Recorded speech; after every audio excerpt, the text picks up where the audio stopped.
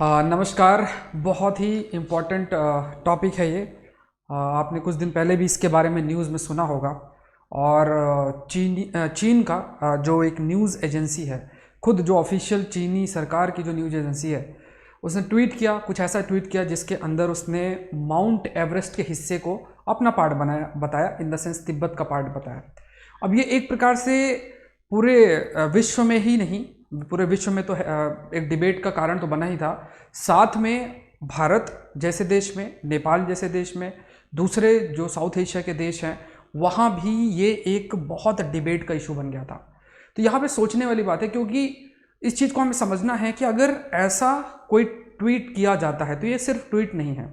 मतलब अगर for example, थोड़ा सा एग्जांपल लेते हैं, जैसे अगर इंडिया का news agency, official news agency की अगर आप बात करो, मान लो दूरदर्शन है, दूरदर्शन अपने या पीआईबी की बात कर लो, दूरदर्शन या पीआईबी जिसका भी आप एग्जांपल लेना, उसने वो ट्वीट कर दें कि चीन का ये हिस्सा, तिब्बत का हिस्सा हमारा है, इस प्रकार का कुछ ट्वीट कर दें, या ये जो हिस्सा है ये हमारा है, क्या रिएक्शन होगा? रिएक्शन बहुत ही खतरनाक होगा। खतरनाक इन द सेंस चीन अलग से रिएक्ट करेगा, विश्व की कम्युनिटी, जो विश्व की जो कम्युनिटी है, इंटरनेशनल कम्युनिटी है, वो अलग से रिएक्ट करेगी। ये देखने को मिलेगा। लेकिन चीन के साथ ऐसा नहीं हुआ। चीन ने ट्वीट कर भी दिया, अपनी बात भी रख दी, डिबेट भी एक शुरू कर दिया, ये भी दर्शा दिया कि ये क्यों विवादित है। लगातार अलग अलग सेक्शन में आर्टिकल्स जो है वो आने लग गए, ये दर्शाने के लिए कि कैसे 1960 में ये एक विवाद का हिस्सा बना था नेपाल और चीन के बीच का, और फिर क्योंकि ये सुलझा नहीं था और वो आज भी चलता जा रहा है, इसका कोई सॉल्यूशन नहीं आया था। और बिल्कुल भी चीन ने उस समय इंटरेस्ट नहीं लिया था, लेकिन धीरे धीरे उसने अपने इंटरेस्ट को अब इंक्रीज कर लिया है। ये एकदम से उसने दर्शाना शुरू कर दिया, ये दिखाने की कोशिश उसने कर दी इस ट्वीट के माध्यम से। अलग अलग जितने भी मीडिया रिपोर्ट्स हैं या अलग अलग बड़े बड़े न्यूज़पेपर में जो आर्टिकल्स हैं, उसमें वो अपना जो हक है वो दिखाना उसने शुरू कर दिया। ये एक स्ट्रैटेजी है जो चीन हर जगह फॉलो करता है। पहले एक कदम बढ़ाएगा, कोई कुछ बोलेगा नहीं तो दूसरा कदम बढ़ा देगा, और तब भी कोई नहीं कुछ बोलेगा तो तीसरा कदम बढ़ा देगा। ये एक जो है वो अपना स्टाइल है उसका, अपने क्लेम को दर्शाने के लिए वो ये इस प्रकार का जो स्टाइल है वो अपनाता है चीन। अब दूसरी चीज़ जो ये समझने में हमें रखनी है, या हमें वो समझना है कि चीन का आखिर इंटरेस्ट क्यों है माउंट एवरेस्ट पर। जो तथ्य हम डिस्कस करेंगे, अगर उसको आप ध्यान से समझोगे तो चीन के इस स्ट्रेटजी को आप बहुत आसानी से समझ सकते हो कि चीन के लिए इस समय माउंट एवरेस्ट क्यों इंपॉर्टेंट है, एकदम से क्यों इंपॉर्टेंट हो गया। अगर वो डिस्प्यूटेड या विवाद का एक विवादित एरिया हम कंसीडर मान लो करते हैं, या जैसे अभी हम कहना शुरू कर दिया है ना, क्यों हम लोग ऐसा कह रहे हैं कि विवादित जमीन है, विवादित एरिया है, क्योंकि चीन ने इस प्रकार के आर्टिकल्स जो है पूरे अच्छी न्यूज़पेपर में पब्लिश करवा दिए हैं, पब्लिश हो गई है। तो एक माइंड हमारा बन गया है कि हाँ ये विवादित है। लेकिन माना कि अगर ये विवादित है तो 1960 से लेकर अभी तक चीन क्यों चुप बैठा था, और एकदम से चीन अपने जो इंटरेस्ट है, एकदम से उसका जो इंटरेस्ट है वो क्यों इतना जल्दी जाग उठा माउंट एवरेस्ट पर। तो ये बहुत एक इंपॉर्टेंट स्ट्रेटजी है जो कि चीन अपनाने जा रहा है। और क्योंकि टेक्नोलॉजी इतना अधिक बढ़ चुकी है कि माउंट एवरेस्ट में भी वो इंफ्रास्ट्रक्चर खड़ा कर सकता है, क्यों इंपॉर्टेंट हो जाता है वो भी आगे डिस्कस करेंगे, और चीन क्यों इतना इंटरेस्ट ले रहा वो भी हम लोग डिस्कस करेंगे। बहुत ही इंपॉर्टेंट सेशन होने जा रहा है, और ये सेशन आपका जीएस पेपर 2 इंटरनेशनल रिलेशन के लिए काफ़ी अधिक इंपॉर्टेंट है। और एक अगर आप टॉपिक देखोगे जीएस पेपर 3 में, उसमें बॉर्डर मैनेजमेंट करके एक टॉपिक है, तो बॉर्डर में भी अगर आप देखोगे तो ज्योग्राफिकल फैक्टर्स भी होते हैं।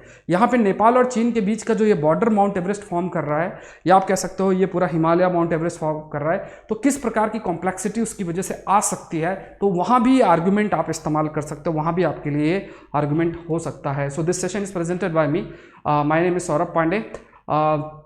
अनअकैडमी में आप मुझसे जुड़ सकते हैं, और इंडिया के टॉप 80+ एजुकेटर से भी आप लाइव पढ़ सकते हैं। अपना ऑप्शनल जो जीएस के सारे पेपर है वो भी आप घर बैठे कर सकते हैं। और यहाँ पे ये मेरे द्वारा भी एक कोर्स चल रहा है, मंथली करंट अफेयर्स का भी कोर्स आपका लगातार आ रहा है, तो उसको भी आप देख सकते हैं। और भी कई सारे बैच कोर्सेज भी आपके आ रहे हैं। आपको करना क्या है, unacademy.com या unacademy लर्निंग ऐप डाउनलोड करना है, और जो आप ये सेशन देख रहे हो वहाँ पे डिस्क्रिप्शन बॉक्स में लिंक दिया हुआ है, उस पर क्लिक करो और उसको क्लिक करने के बाद आपसे एक कोड पूछेगा, तो आप ये कोड डाल देना है SP10। जैसे ही डालोगे जो अमाउंट होगा that amount will reduce by 10%। और यहाँ पे आप मेरे कोर्सेज तो कर ही सकते हो, साथ में दूसरे सभी कोर्सेज भी आपके लिए फ्री होंगे पूरे 2 साल के लिए। आपको आप कह सकते हो ये पूरे 2 साल के लिए जो जितने भी कोर्सेज आपके आएंगे वो आपके लिए फ्री होंगे। तो पूरा UPSC का प्रिपरेशन आपका इसके अंदर इंक्लूडेड है। तो आप ज़रूर से इस कोड का इस्तेमाल करें। अगर किसी प्रकार की आपको डाउट है, मुझसे भी अगर आप कनेक्ट होना चाहते हैं तो इस नंबर पे कॉल कर सकते हैं। ये टेलीग्राम ग्रुप में भी आप मैसेज कर सकते हैं, यहाँ पे आप अपने आंसर्स चाहो तो पोस्ट कर सकते हो, बहुत बच्चे पोस्ट करते हैं। चलो शुरू करते हैं। ये कहाँ से डिबेट शुरू हुई, कहाँ से बात शुरू हुई, तो यहाँ पर आपको ये पिक्चर देखनी है। ये CGTN ऑफिशियल का ये ट्विटर हैंडल है और इसने यहाँ पे ये शब्दों को देखो, mount Everest the world highest peak located in China # Tibet autonomous region. मतलब उसने माउंट एवरेस्ट को तिब्बत का हिस्सा बनाया। जो ये पिक्चर देख रहे हो, इस इवेंट को दर्शाने के लिए इस प्रकार का ट्वीट किया गया और ये बताया गया, यहाँ पे जब कहा गया कि ये इवेंट बेसिकली माउंट एवरेस्ट में देखने को मिला और ये बताया गया कि ये जो हिस्सा है ये तिब्बत पे फॉल करता है और तिब्बत इस समय चाइना के कब्जे में है। तो कुल मिला के इनडायरेक्टली ये कहा जा रहा था कि ये हिस्सा तिब्बत का जो ये हिस्सा उससे बिलोंग करता है और तिब्बत चाइना का पार्ट है, इसलिए माउंट एवरेस्ट भी चाइना का पार्ट है। चाइना उस पर क्लेम कर रहा है इनडायरेक्टली। तो चाइना ग्लोबल टेलीविज़न नेटवर्क, ठीक है, बीजिंग के द्वारा ये संचालित है, मतलब वहाँ के सरकार के द्वारा ये संचालित है। 2 मई को ये अपने ट्विटर हैंडल में इन्होंने ये पोस्ट किया था और ये कहा था कि माउंट चोमो लुंगमा, ठीक है, माउंट चोमो लुंगमा ये शब्द का इस्तेमाल किया जाता है और वहाँ पे एक जो ये दृश्य है, ये जो दृश्य आप देख रहे हो, इसको दर्शाने के लिए ये ट्वीट किया गया था। जैसे ही ये ट्वीट किया गया, नेपाल के द्वारा बहुत तेज़ी से रिएक्शन आया और कहा कि आप ये क्या कर रहे हो, आप ऐसा नहीं कह सकते हो। इस टाइप का काफ़ी अधिक बड़ा रिएक्शन आया। अगर आप एवरेस्ट पर्वत की बात करो तो इसे सागर मथा भी कहा जाता है, सागर मठ भी कहते हैं, जिसका मतलब होता है स्वर्ग की चोटी, ठीक है, स्वर्ग की चोटी भी इसको हम कहते हैं। तिब्बत में इसे कहा जाता है कोमोलंगमा शब्द इसके लिए इस्तेमाल किया जाता है तिब्बती में। अगर आप कहें या तिब्बत में इसे कोमोलंगमा भी कहा जाता है, जिसका अर्थ है विश्व की देवी माँ, ठीक है, विश्व की देवी माँ, घाटी की देवी, इस टाइप से जो है इसके नाम रखे गए हैं। चीन इसे झुमुलंगमा भी कहता है, ठीक है, अलग अलग इसकी इस तरीके के नाम हैं। अगर इसका हाइट देखोगे तो आप सभी को पता है 8848 मीटर का है, ठीक है, ये आपको ध्यान में रखना। और चीन और नेपाल का एक प्रकार का बॉर्डर भी फॉर्म एक एरिया तक करता है, ठीक है, तो ये आपको ध्यान में रखना है।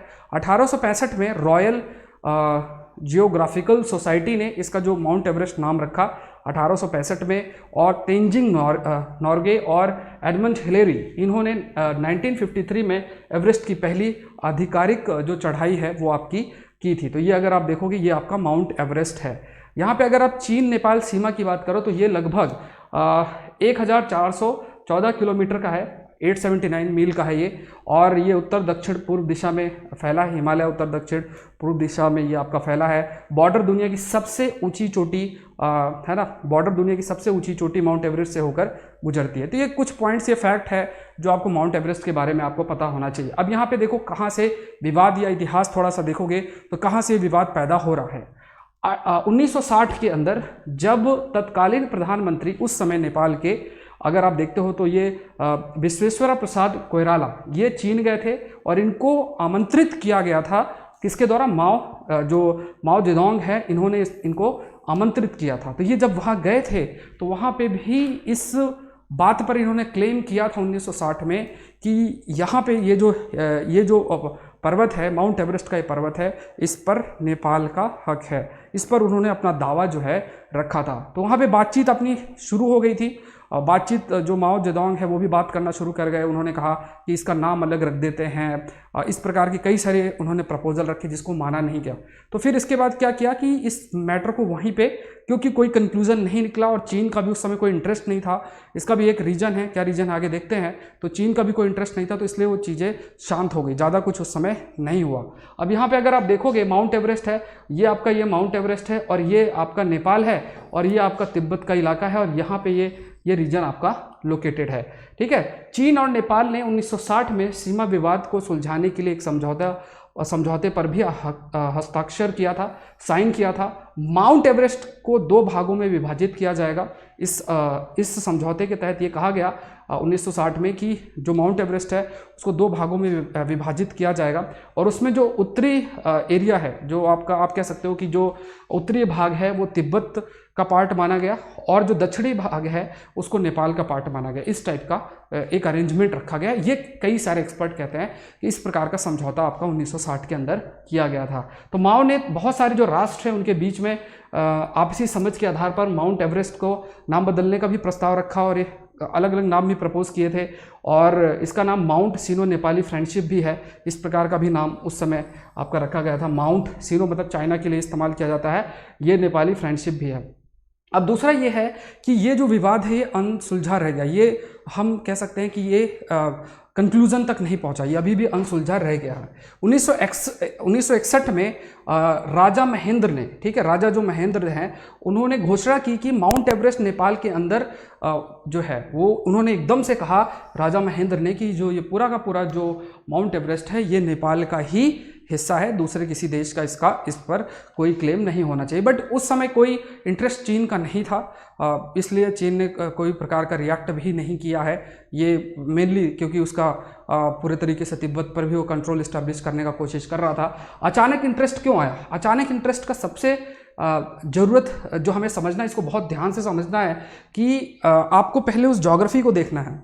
अगर तिब्बत के इलाके, तिब्बत जो है वो पूरे तरीके से चीन का हिस्सा है, अगर आप तिब्बत को देखोगे तो तिब्बत साइड से जो माउंट एवरेस्ट है वो इस एकदम स्टीप स्लोप है। जैसे आप ऐसा समझो कि एकदम बहुत ही सीधी चढ़ाई है जिसका इस्तेमाल नहीं हो सकता है, मतलब उसके ऊपर कोई चढ़ नहीं सकता।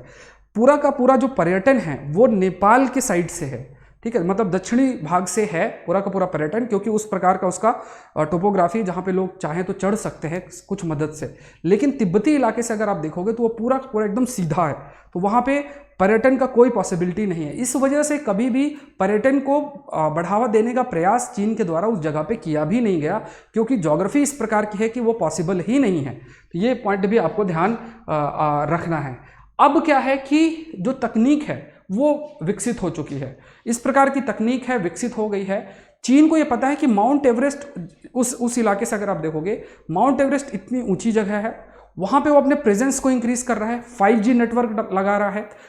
5G नेटवर्क अगर वो वहाँ पे स्थापित कर रहा है, इसका मतलब वहाँ से कम्युनिकेशन डेवलप होगा, दूसरे प्रकार के उसकी योजनाएं हैं उस जगह पे, तो वो एक प्रकार का टेंशन का कारण नेपाल के लिए भी बन रहा है। ये बेसिकली नेपाल के लिए ही टेंशन का कारण नहीं है, भारत और दूसरे देशों के लिए भी टेंशन का कारण है, क्योंकि अगर वो उस ऊंचाई तक चीन बैठा है, वहाँ ऊपर उस ऊंचाई तक चीन अगर ऊपर बैठा है तो वो बहुत ही आसानी से नज़र रख सकता है भारत जैसे देश पर, बांग्लादेश, म्यांमार जैसे देशों पर अपना नज़र रख सकता है, खासतौर से भारत पर नज़र रख सकता है। और ये एक जो उद्देश्य है वो चीन लगातार लेकर चल रहा है। उसके माइंड में ये चीज़ आ गई है कि टेक्नोलॉजी का इस्तेमाल करके वो इस माउंट एवरेस्ट के ऊपर बैठ सकता है, और बैठ के वहाँ पे अपना जो भी सैनिक चीज़ें हैं उसका भी कर सकता है, जो उसकी महत्वाकांक्षी योजनाएं हैं वो भी वहाँ से वो कई सारी रन भी कर रहा है, उसके कई वेबसाइट्स हैं उस पर देखने को भी मिल रहा है, और ये एक टेंशन का कारण है। तो बेसिकली उस चीन को ये पता है, माइंड में उसके क्लियर है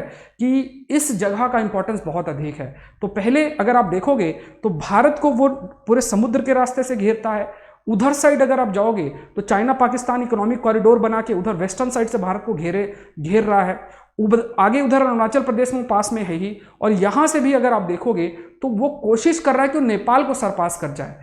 जरूरी नहीं कि नेपाल चीन के करीब आए, अगर नहीं भी आए तब भी वो माउंट एवरेस्ट पर अपना एक कब्जा करके और उस रीजन पर अपना हक जो है जमाएगा, और वहाँ से भारत जैसे देशों पर भी नज़र रखेगा, और नेपाल के जो हिस्सा है वहाँ भी वो कंट्रोल कर सकता है, क्योंकि अगर कोई ऊपर बैठा होगा तो नीचे क्या गतिविधियाँ हो रही हैं वो आसानी से देख सकता है, और नेपाल के पास इतना एडवांस टेक्नोलॉजी नहीं है कि वो जाके चीन से कॉम्पीट कर सके। तो ये एक प्रकार का अगर इस पर सफल होता है चीन, तो वो लगातार पूरे माउंट एवरेस्ट पर अपने कंट्रोल को बढ़ा देगा, और उसका जो प्रेजेंस है इस जगह पे काफ़ी इंक्रीज हो जाएगा। और यही एक बहुत बड़ा कारण है जिस वजह से चीन का अचानक एक बड़ा इंटरेस्ट जाग गया ठीक है, ये पॉइंट आपको ध्यान में रखना है। ठीक है, सो इस सेशन में इतना ही। आई होप ये सेशन आपके लिए हेल्पफुल रहा होगा।